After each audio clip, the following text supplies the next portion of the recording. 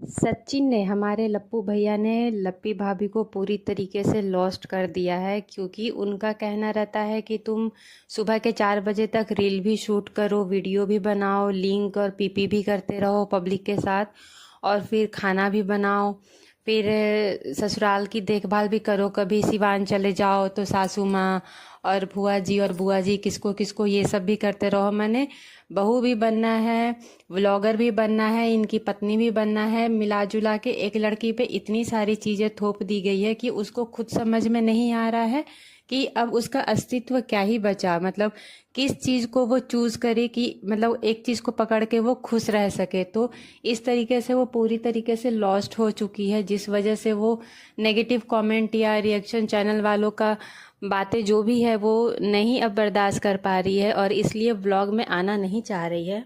और इस तरीके से कोई भी इंसान डिप्रेशन में जा सकता है, क्योंकि उसको खुद पता नहीं चल रहा है क्या सही है क्या गलत है। इधर लप्पू भैया का कुछ भी कहा नहीं जा सकता।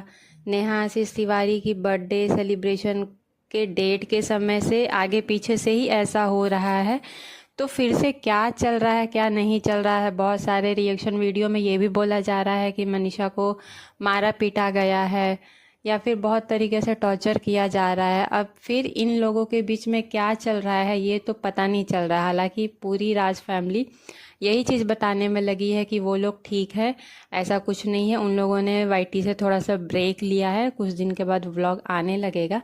लेकिन इस तरीके का ब्रेक इन्होंने पहले कभी लिया नहीं था, तो और ऐसे ये नॉर्मल है नहीं, तो समझ में नहीं आ रहा है कि आखिर ये चल क्या रहा है।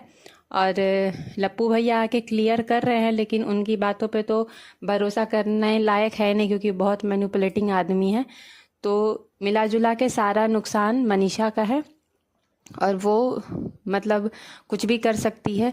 हालांकि उसको सबको मिलके देखना चाहिए, क्योंकि वो पूरी तरीके से लॉस्ट हो चुकी है। और लप्पू भैया का एक भी दिमाग में ये भी आ गया है कि किट्टो और अमित का बिलबोर्ड लग गया है, तो अब उनको वो भी चाहिए। मतलब उनको सबसे आगे रहना है, उनको सब कुछ करना है। तो उन दोनों का बिलबोर्ड लग गया है, तो इनको तो जेलसी बहुत है कि वाईटी के ये राजा है, तो इतना मेहनत करने के बाद भी इनका क्यों नहीं लगा। तो ये सारी चीज़ों का भी प्रेशर जो होता है वो मनीषा पे ही डालते हैं।